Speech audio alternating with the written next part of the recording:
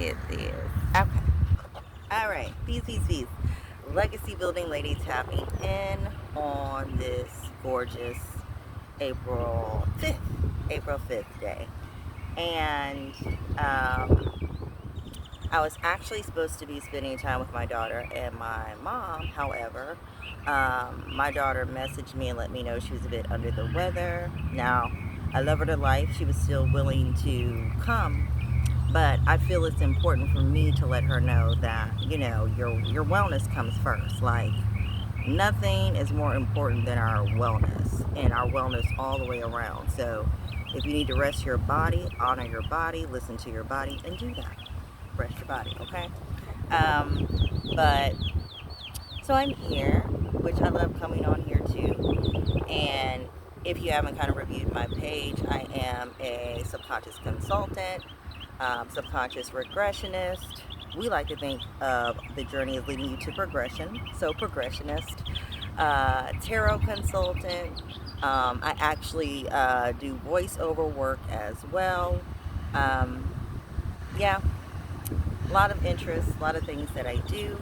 But I want to share with you an important aspect of my journey as I flesh out the next stages of my journey. And been a business owner honestly for several years, but more so from what we would like to look at from a more, I don't really care for the idea of side hustle, but that perspective. And one of the reasons I held that space for so long is because of lack of clarity, inner clarity, I would say, and direction. But what I wanted to share, and I want to shout out Rachel Crawford on the school platform in her community, incredible community. She has us doing a tarot challenge, and in her challenge, the cards came up, and I want to encourage anyone that gets the cards that's participating in the challenge. Just make sure that you're actually, how do I want to say, honoring the energy of the cards and recognizing it's just not you doing an activity. These specific cards are coming up for you for a reason. So paying attention to them. And the two that I pulled that really stood out to me and spoke to my journey are the Knight of Swords and the Ace of Swords. Because when it comes to business, a lot of times we can be in our head. And I know for me, since I'm in there so much, I want to really know, how is it working?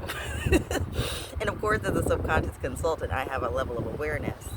And I also recognize in human design, I'm a manifesting generator, 1-3 profile, um, which involves me doing deep dives, deep research, and sometimes getting lost in the research if I don't feel like I know enough yet. However, I have risen.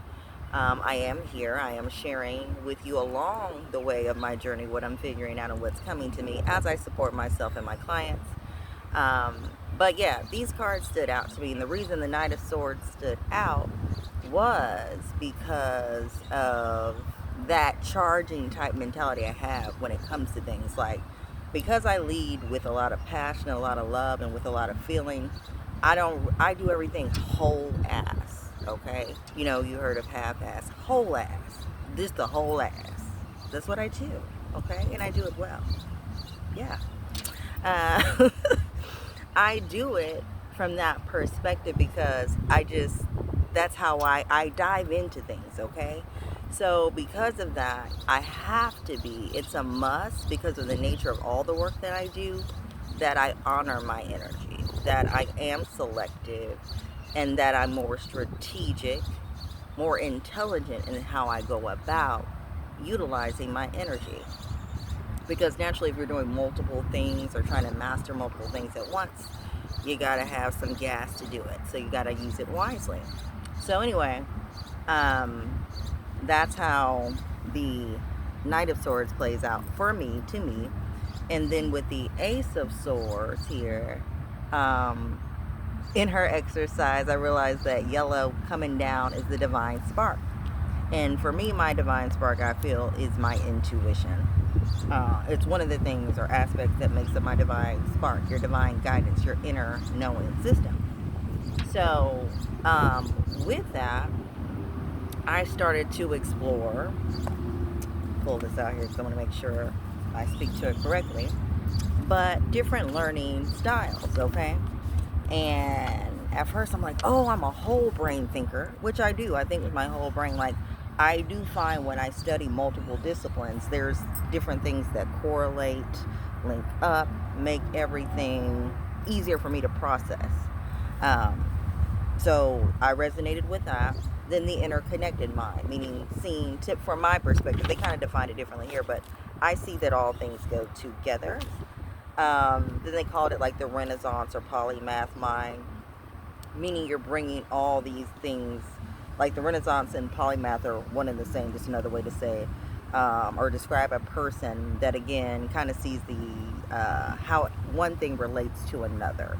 So for example, in my journey and with me doing business stuff and having a bit of a business background, when I'm in environments, I get a sense of knowing and feeling like, it was funny, in one community I was in, somebody said that, and this is on the school platform to give context, that someone had told them school was a pyramid scheme. And I'm like, I can see why they may say that with my background in insurance businesses and things that I've been in. There is an element of that that is on the school platform. It is. Not, and let me correct myself, it's not that it's a pyramid, but it is the beautiful side of it that I enjoy. It's actually when people are working together towards a common goal. And even though everyone has different businesses, we all are working together to see how can we support, one another in elevating and seeing success in your business, which is a positive side. And it's not really a pyramid. They're usually, you can call them MLMs, that's one way. If there was a license required, it was a master general agency. There's different terms and appropriate ways to discuss it, but it's commonly known that most business structures are structured like a pyramid, just to kind of speak to that anyway. But anyway, to each his own.